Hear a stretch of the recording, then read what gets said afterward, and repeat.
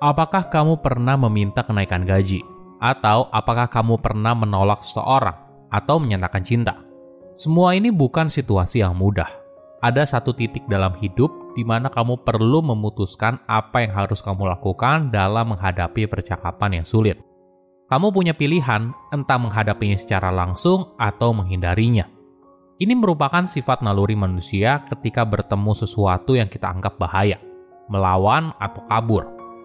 Mungkin seringkali kita memilih untuk menghindar, tapi apabila sudah tidak bisa ditahan lagi, kamu akhirnya memutuskan untuk konfrontasi.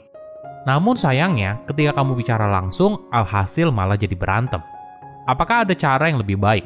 Apakah kita bisa mengubah pembicaraan yang sulit menjadi pembicaraan yang konstruktif? Seni mengelola pembicaraan yang sulit merupakan keahlian yang penting. Halo semuanya, nama saya Michael. Selamat datang di channel saya, Sikutu Buku. Kali ini saya akan bahas buku Difficult Conversation karya Bruce Patton, Douglas Stone, dan Sheila Hine. Buku ini membahas bagaimana cara menghadapi percakapan yang sulit dan berdiskusi hal yang penting. Setiap harinya kita mungkin berusaha memulai atau menghindari percakapan yang sulit, entah berbicara langsung kepada rekan kerja yang tidak mengerjakan tugas yang diberikan, atau sesederhana tidak setuju dengan pasangan. Sayangnya, percakapan sulit tidak bisa dihindari. Jadi, kita perlu belajar bagaimana memiliki percakapan yang produktif. Saya merangkumnya menjadi 3 hal penting dari buku ini. Pertama, 3 tipe percakapan yang sulit. Ketika menghadapi sebuah percakapan yang sulit, apa yang kamu lakukan? Apakah kamu memilih untuk menghindar? Jika iya, maka kamu melakukan hal yang sama seperti yang dilakukan banyak orang. Ada banyak alasan. Mungkin kita takut hasil yang tidak sesuai harapan, atau takut malah pembicaraan ini justru bisa memutus tali persahabatan. Otak kita terus berputar antara 2 pilihan. Apakah perlu kita bahas atau biarkan saja? Coba bayangkan situasi ini. Kamu adalah seorang desain grafis yang bekerja di sebuah perusahaan. Di suatu sore, kamu tiba-tiba didatangi oleh tim marketing yang meminta kamu untuk membuat sebuah brosur mendadak dan harus selesai segera. Karena hubungan kamu baik, alhasil kamu bantuin dan kerjain hingga larut malam. Walaupun kamu juga ada kerjaan lain yang mendesak. Di pagi hari, ketika tim marketing itu melihat brosur yang kamu buat dan diajukan ke atasannya, brosur itu ditolak karena dianggap kurang kreatif. Kalian berdua pun berdiskusi hingga akhirnya pembicaraan semakin panas. Beberapa bulan kemudian, hubungan kamu masih belum membaik. Apakah situasi ini familiar? Ketika berada di dalam sebuah proyek, potensi gesekan dalam sebuah hubungan itu sangat rentan. Namun sebenarnya, di setiap pembicaraan yang sulit, terdapat 3 pembicaraan yang tersembunyi. Pertama, what happened conversation. Pembicaraan ini biasanya berisi ketidaksepahaman atas apa yang terjadi dan bagaimana seharusnya. Siapa ngomong apa, siapa melakukan apa, siapa yang salah. Ketika dalam percakapan yang sulit, masing-masing orang mungkin mulai saling tunjuk. Kedua, feeling conversation. Setiap pembicaraan yang sulit mungkin berisi seorang yang bertanya-tanya, apakah perasaan mereka harus diakui atau dikesampingkan. Mereka mungkin juga bertanya, apakah mereka telah menyakiti perasaan orang lain. Terakhir, identity conversation. Percakapan internal diri tentang situasi yang kita alami. Ada perdebatan soal identitas diri. Apakah kita kompeten, apakah kita baik, apakah kita disukai oleh orang lain, dan sebagainya. Ketika hasil kerja kita dikritik oleh orang lain, mungkin saja hal ini membuat kita mempertanyakan nilai diri.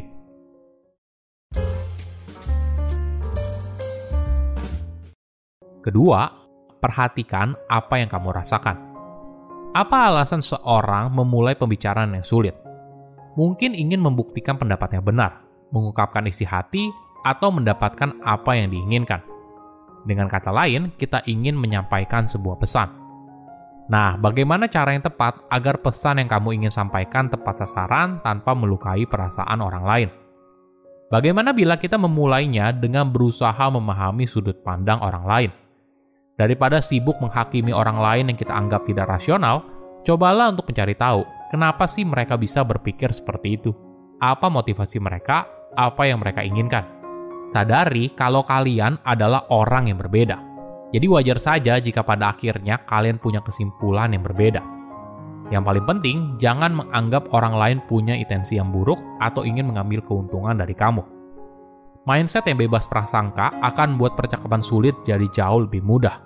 Karena dalam pembicaraan, bukan hanya soal apa yang kamu ucapkan, tapi juga termasuk banyak hal yang tersirat, misalnya dari gestur, bahasa tubuh, dan sebagainya.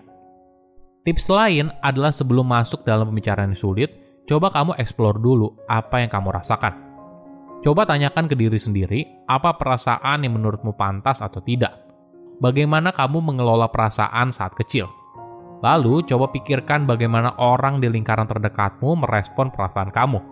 Mungkin saja kamu dianggap sebagai seorang yang needy setelah kamu bilang kalau kamu butuh perhatian dan keintiman. Misalnya, jika kamu sering bertengkar dengan pasangan, coba tanyakan ke dirimu sendiri soal asumsimu terkait intensinya. Apakah kamu sering kali menyalahkan dia secara berlebihan? Apakah kamu sering pakai kata selalu atau tidak pernah dalam berdebat? Misalnya, kamu tuh selalu lupa deh bla bla bla. Atau tuh kamu tuh nggak pernah bla bla bla. Padahal apa yang kamu anggap kesalahan baru beberapa kali atau bahkan satu kali dilakukan.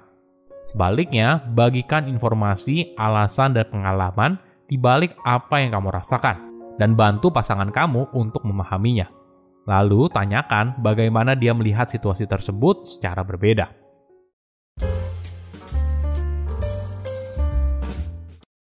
Ketiga, tips komunikasi yang lebih baik. Ada tips yang menarik. Ketika kamu memulai sebuah percakapan yang sulit, penting untuk tidak memulainya dengan sebuah cerita dari sudut pandang kamu. Kenapa? Bukankah kamu hanya ingin membagikan sudut pandangmu saja? Betul, tapi apa yang kamu lakukan justru bisa langsung memercik api sebuah konflik karena beresiko mengancam gambaran diri seseorang. Contohnya begini, kamu dan pasangan baru pulang dari sebuah acara yang diadakan oleh teman pasangan kamu.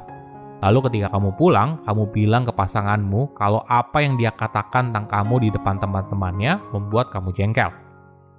Bagi pasanganmu, apa yang kamu ucapkan bisa punya makna yang beragam.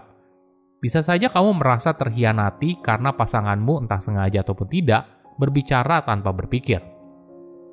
Alhasil, pasanganmu bisa saja menjadi defensif lalu bilang, kamu mah baper, biasa aja kok. Hal ini lalu memicu perdebatan panjang dan mungkin saja berujung saling menyakiti perasaan satu sama lain. Nah, bagaimana kalau kamu memulai sebuah cerita dari sudut pandang orang ketiga? Jadi kamu memulai cerita dari sudut pandang pengamat. Sebagai contoh, adikmu suka menaruh barang sembarangan sehingga rumahmu berantakan. Daripada langsung ngomel dan bilang, kamu mah nggak pernah taruh barang yang rapi. Bagaimana kalau kamu sampaikan cerita ini dari sudut pandang orang ketiga? Ya saya tahu, kita mungkin punya pandangan yang berbeda soal kerapian. Nah, dengan pembukaan seperti ini, lawan bicara tidak langsung merasa defensif. Jadi kalian berdua bisa bergerak menuju solusi yang win-win. Cek juga apakah solusi yang kamu tawarkan itu cocok dengan mereka, dan libatkan mereka dalam prosesnya. Dengan cara ini, kamu akan memahami sudut pandang mereka, apa keinginannya, apa kesulitan yang mereka hadapi, dan sebagainya.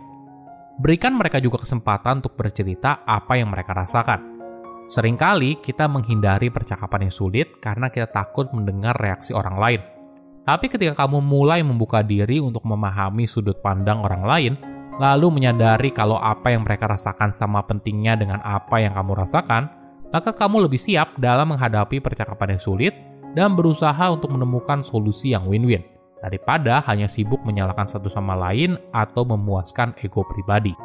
Silahkan komen di kolom komentar pelajaran apa yang kalian dapat ketika baca buku ini. Selain itu, komen juga mau buku apa lagi yang saya review di video berikutnya. Saya undur diri, jangan lupa subscribe channel YouTube Sikutu Buku. Bye-bye.